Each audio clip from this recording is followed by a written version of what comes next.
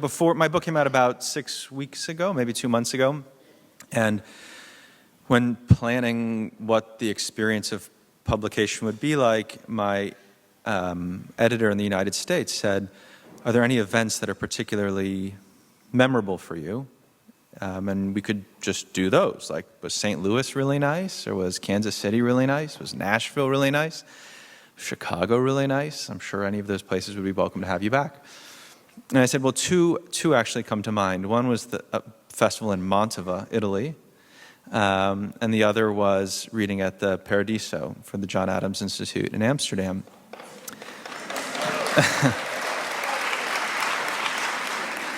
So that was bad news for him, because those are experiences that really can't be replicated in the United States.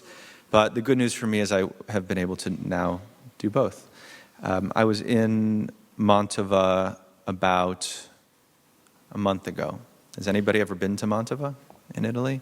It's a really wonderful place. And I spent about 4 days in Italy, and my home base was Milan. And I would travel from there to a couple different book festivals and readings. And when I was in Milan, I had a very crowded schedule with interviews and events and such. And my editor said to me on a Wednesday, "Oh, you know, this guy who's going to interview on Thursday is ill, so we'll have about an hour in the afternoon if there's anything special you'd like to do in Milan." I thought about it, and I said, "I'd really like to see The Last Supper. I've never seen that, and that would be really special for me." And he said, "Well, it's not that easy. You need a reservation or maybe even an invitation or something. It's not as simple as just walking in. But," he said, "you are a great American author, so it's not going to be a problem. I'm going to get you right in. In fact, we'll butt in front of people. It's going to be your Last Supper to look at." And that night I was FaceTiming with my kids back in New York, and I said, "Hey guys, guess whose dad is a great American author?" And I said, yeah. And I said, "No, seriously, guess whose dad is going to get to butt in line to see The Last Supper?" They said, "What's The Last Supper?" I said, "Well, it's that painting, or maybe it's a fresco." And then I couldn't remember what it actually was. But Da Vinci painted it or made it, whatever one does with a fresco. And I'm like, yeah. I said, "You know, it's like with Jesus." And they said, "Well, we don't care about Jesus," which, to be fair, in my house, we really don't. And I said, "But it's like a Passover Seder. You know, they're all at a table, and it's the final Seder." And they said, "We don't even want to go to our own Seders in New York. Why would we care that you're an author in Italy going to look at Da Vinci's fresco or whatever?" I said, "Fine." Once again, they were not my core audience.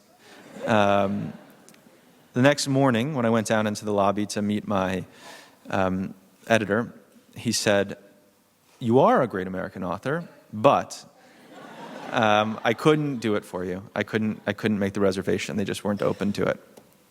Okay, I felt very deflated. Truth is, I didn't give a shit about The Last Supper. I didn't want to see it anyway. He said, "But the good news is I was able to get you into Michelangelo's Pietà." I said, "That is good news. I had really wanted to see that. I had even forgotten that it was in Milan." And he said, "Well, it's actually not the one you're thinking of. The really good one isn't in Milan. That's in the Vatican.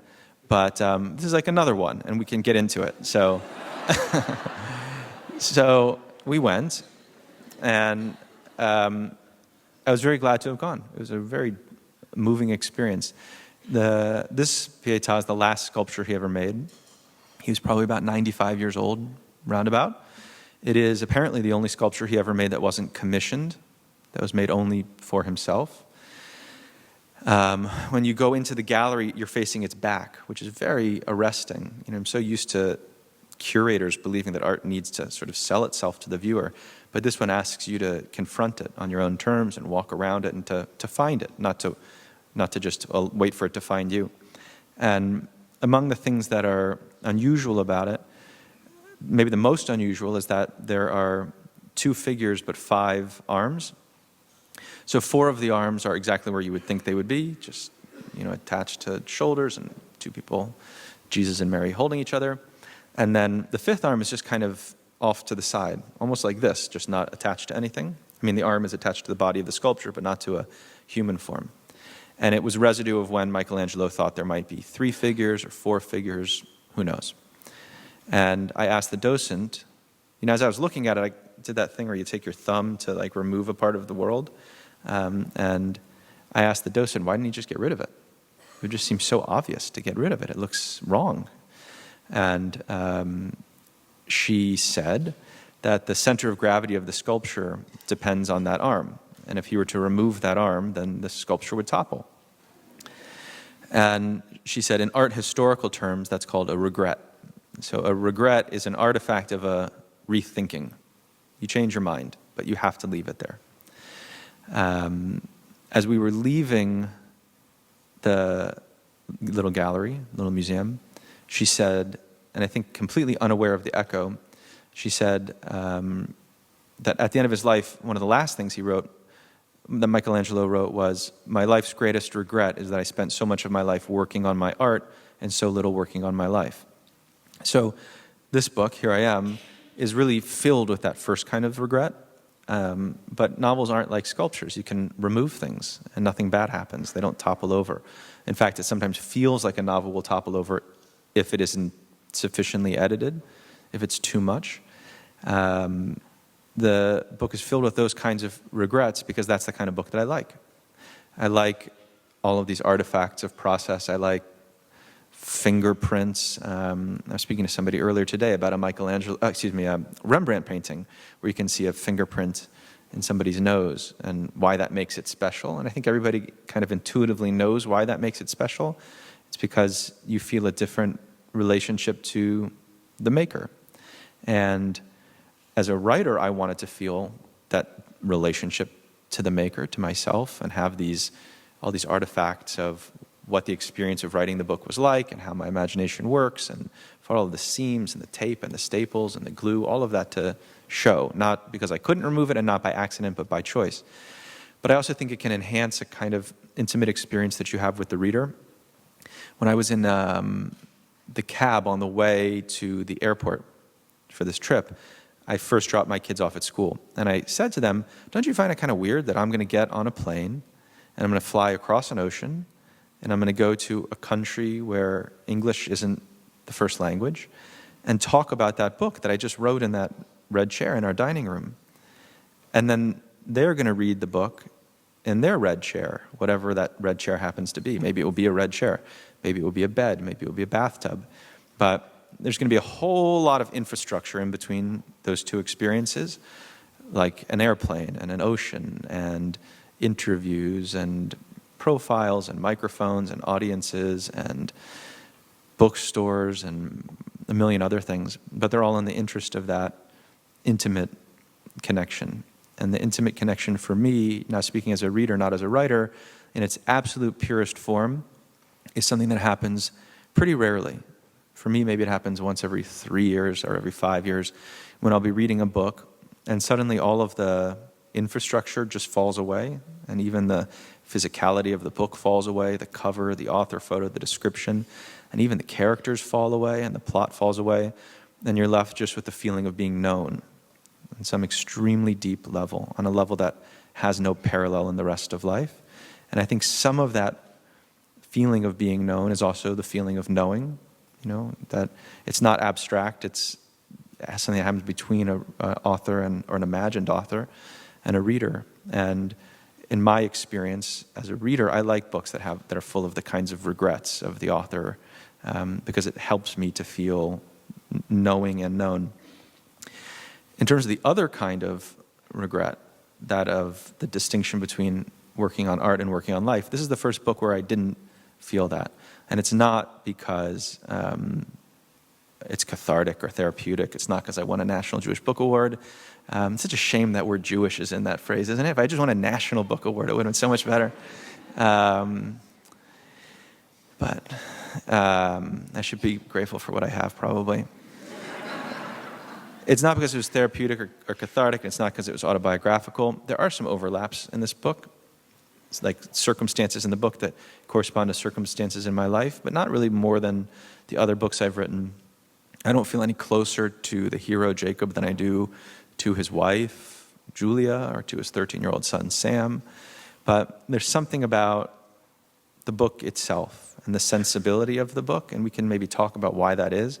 Maybe it's because it's written in third person, or it leads with third person, and my other books are written in very strong first-person voices. And with them, I was always kind of throwing my voice or sensibility through, or projecting it through the mouths of others, whereas here, it was almost as if I was just simply speaking to the reader.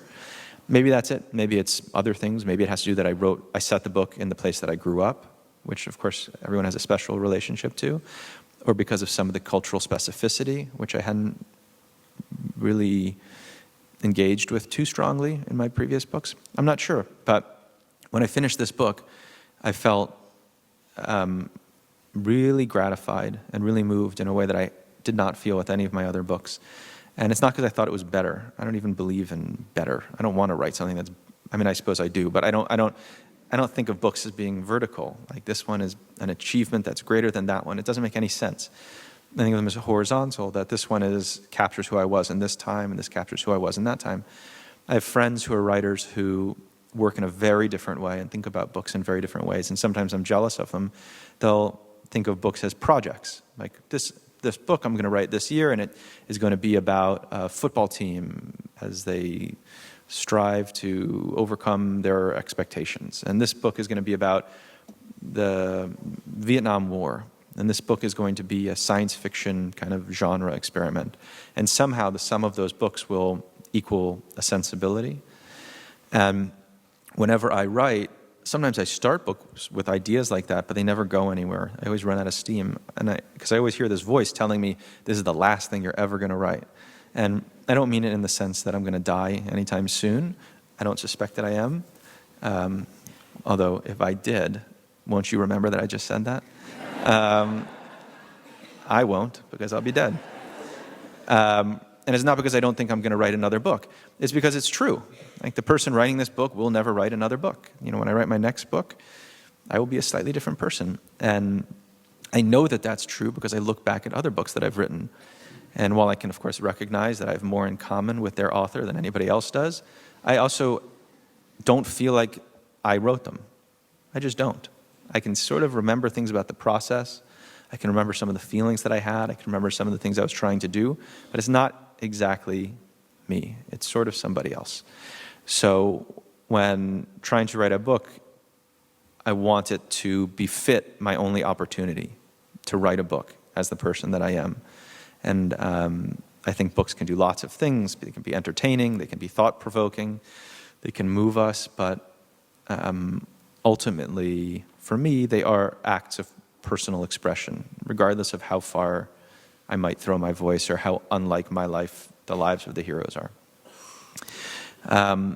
So because of those two kinds of regret, the regret of the muchness of this book and how many appendages it has, and because of how personally I feel about it, it's very hard to read from, because everything I might read feels misrepresentative. So I made a list of passages I could read that I take around with me, and at different readings I read different things. But when I was thinking about these and talking about them with a friend, I said, I could read that bit about withholding, but it's awfully domestic, and it's kind of sad, and then it's going to misrepresent the book. People will walk away thinking that's a kind of domestic, sad book. I could read the sermon, but that's going to misrepresent the book because it's going to feel sermonizing and maybe overly religious. I could read the one that I have labeled here, jerking off, but that probably comes with its own risks. Cancer call, Deborah's speech. Each of them, I kind of like them on their own, but I don't like them on their own. I would like to read them to somebody who's read the whole book, but it's a very long book and it came out recently, so that's not an option tonight. So I'm going to read one that is perhaps misrepresentative, but I think sort of fun. So the story takes place over the course of 6 weeks. It's all in Washington, D.C., and we follow this family, the Block family, through a series of unfolding domestic crises, and then there's an earthquake in Israel, which precipitates a war. So one event in the book is the bar mitzvah of the oldest son in the family, Sam. Some out-of-town relatives come to celebrate with the Blocks, the Israeli cousins. In this scene, Jacob, his middle son Max, who's 10, and his father Irv have gone to the airport to pick up the Israelis. Irv Max is a kind of shy, sort of budding existentialist. Irv is a political blogger. He's xenophobic. He's a bit of a caricature. He's unquestioningly pro-Jewish in every single circumstance in a way that is sometimes repulsive to read, is sometimes positively endearing to read. Sometimes we laugh at him. At certain points in the book, I think he's like the sympathetic heart. But just know that he has very strong opinions about things Jewish. And then Tamir, who's the Israeli cousin that they pick up, who's a kind of foil for Jacob. They're about the same age, 42 or so, but they're reflections of each other, kind of funhouse reflections. Tamir is very muscular and hairy and strong-willed. He doesn't take any shits from anybody. He has no self-censoring mechanism inside of himself. And then there's Jacob, who is a little more like the person at the podium right now, in fact. So this is a scene when it begins with Jacob in the bathroom at the airport. A man his father's age was urinating beside him. His pee came out in bursts, as if from a lawn sprinkler, and to Jacob's unaccredited ear, it sounded like a symptom.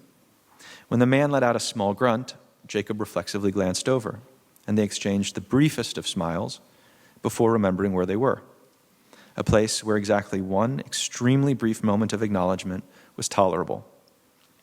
Jacob had the strong sensation that he knew this person. He often felt that at urinals, but this time he was sure, as he always was. Where had he seen that face before? Was it a teacher from his grade school, or maybe one of the boys' teachers, or one of his father's friends? He returned to thoughts of babbling brooks and the slow death of a lower back whose demise, like so much else, he never considered until forced, and then it hit him. Spielberg. Once the thought appeared, there was just no doubting it. Of course, it was him. Jacob was standing, his penis exposed, next to Steven Spielberg, whose penis was exposed. What were the odds? Jacob had grown up, as had every Jew in the last quarter of the 20th century, under Spielberg's wing, or rather in the shadow of his wing. He'd seen E.T. 3 times in its opening weekend, all at the Uptown Theater, each time through his fingers as the bike chase reached a climax so delicious it was literally unbearable. He'd seen Indiana Jones, and the next one, and the next one. He tried to sit through Always. Nobody's perfect. Not until he makes Schindler's List, at which point he is not even he anymore, but representative of them. Them, the murdered millions. No, Jacob thought representative of us, the unmurdered. But Schindler wasn't made for us, it was made for them. Not the murdered, of course, they can't watch movies. It was made for the them who weren't us, the Goyim. Because with Spielberg, into whose bank account the general public was compelled to make annual deposits, we finally had a way to force them to look at our absence, to rub their noses in the German shepherd's shit. And God was he loved. Jacob found the movie schmaltzy, overblown, and flirting with kitsch, but he'd been profoundly moved. Irv denounced the choice to tell an uplifting Holocaust story, to give, for all intents and purposes, a statistically negligible happy ending generated by that statistically negligible of species, the good German. But even Irv had been moved to his limits. Isaac, the grandfather, couldn't have been more moved. You see, he said, you see what was done to us, to my parents, my brothers, to me. You see, everyone was moved. And everyone was persuaded that being moved was the ultimate aesthetic, intellectual, and ethical experience. Well, Jacob was going to have to cop a look at Spielberg's penis. The only question, is Spielberg in the sound room, maybe? There will come a day when he's in the audience. The only question was on what pretense. Every annual physical ended with Dr. Schlesinger kneeling in front of Jacob, cupping his balls, and asking, I do this every time reflexively when I say that, kneeling in front of Jacob, cupping his balls, I'll do it behind my back, and asking him to turn his head and cough. That experience seemed to be universal and universally inexplicable among men, but coughing and turning one's head had something to do with genitals. The logic wasn't airtight, but it felt right. So Jacob coughed and snuck a peek. The size didn't really make an impression. Spielberg was no longer shorter, wider, or narrower than most doughy Jewish grandfathers. Neither was he particularly bananaed, pendular, reticulated, light bulbish, reptilian, laminar, mushroomed, varicose, hook-nosed, or cockeyed. I have to thank my little brother for that list of adjectives. I was writing, it's a shame he's not here to take credit. I was writing the book in that red chair in my dining room. And I got to this moment, and I texted him, and I said, I need some adjectives to describe Steven Spielberg's penis. I didn't say I'm writing a novel and there's a scene in it in which, absolutely no context. And I know that technology is such that I must have hit send before his responses started coming, but it felt like they started coming before I hit send. And it's just one after another after another. And some of these words, I literally, to this day, as I read it, I don't know what they mean. Like the word laminar. I never bothered to look it up, but I trust my brother. Okay, so his penis wasn't any of these things. Pendular, reticulated, da-da-da-da-da. What was notable was what wasn't missing. His penis was uncircumcised. Jacob had had precious little exposure to the visual atrocity that is an intact penis. Ooh. And so wouldn't bet his life on what he saw. And the stakes felt that high. But he knew enough to know that he had to look again. But though urinal etiquette forgives a greeting, and the cough might have been a passable alibi for the glance, there was simply no way to return to the scene without propositioning sex. And even in a world in which Spielberg hadn't made AI, that wasn't going to happen. So there were four options. One, he'd misidentified him as Steven Spielberg and misidentified his penis as being uncircumcised. Two, he'd misidentified him as Steven Spielberg and correctly identified his penis as being uncircumcised. Three, it was Steven Spielberg, but he'd misidentified his penis as being uncircumcised because, of course, Steven Spielberg was circumcised. Or four, Steven Spielberg wasn't circumcised. If he were a betting man, he'd have pushed his mountain of chips onto four. Jacob flushed his face and the urinal, washed too quickly to accomplish anything, and scrambled back out to the others. You are never going to believe who I just peed beside. Jesus, Dad. Close, he said. Spielberg. Who's that? Tamir asked. Tamir is the 42-year-old Israeli. You're serious? Yeah, what? Spielberg. Steven Spielberg. Never heard of him. Give me a break, Jacob said, unsure as ever to what extent Tamir was performing. Whatever else could be said about him, Tamir was smart, worldly, and restless. But whatever else could be said about him, he was foolish, solipsistic, and self-satisfied. If he had a sense of humor, it was drier than cornstarch, which enabled him to practice a kind of psychological acupuncture on Jacob. Did a needle just enter me? Does it hurt? Is this complete bullshit? He couldn't possibly have been serious about not having heard of Steven Spielberg, could he? Impossible. And yet, entirely possible. Oh, that's heavy, Irv said. And the heaviest part? Jacob leaned in and whispered, he's not circumcised. Max threw his hands into the air. What, did you kiss his wiener in a bathroom stall? Who is this Spielberg? Tamir asked. We were at urinals, Max, and then just to be clear, and of course, no, I didn't kiss his wiener. That simply can't be right, Irv said. I know, Jacob said, but I saw it with my own eyes. Why? Why were your own eyes checking out another man's penis, Max asked. Because he's Steven Spielberg. Why won't someone tell me who this person is, Tamir said. Because I don't believe that you don't know who he is. And why would I pretend? Tamir asked, entirely believably. Because it's your bizarre Israeli way of diminishing the achievements of American Jews. And why would I want to do that? You'd have to tell me. Fine, Tamir said, calmly wiping the remnants of 6 packets of duck sauce from the corners of his mouth. Whatever you say. He got up and headed in the direction of the condiments bar. You have to go back in and be sure, Irv said. You have to introduce yourself. You will do no such thing, Max said, exactly as his mother would have.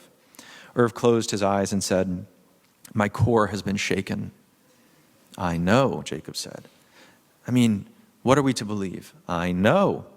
All the while we thought his Holocaust schlock was compensating for the Holocaust. Now it's schlock? Jacob asked. It was always schlock, Irv said, but it was our schlock. But now I have to wonder. Oh, come on, it's not as if he isn't Jewish. But Jacob couldn't finish the sentence, or he didn't need to. As soon as the fragment of the possibility entered the world, there was no room for anything else. I need to sit down, Irv said. You are sitting down, Max told him. I need to sit on the ground. Don't, Jacob said, it's filthy. Everything is now filthy, Irv said. In silence, they watched dozens of people balancing overstuffed trays, weave and dodge, and never touch. Max whispered something incomprehensible to no one. Irv rested his head in his hands and said, if God had wanted us to be uncircumcised, he wouldn't have invented smegma.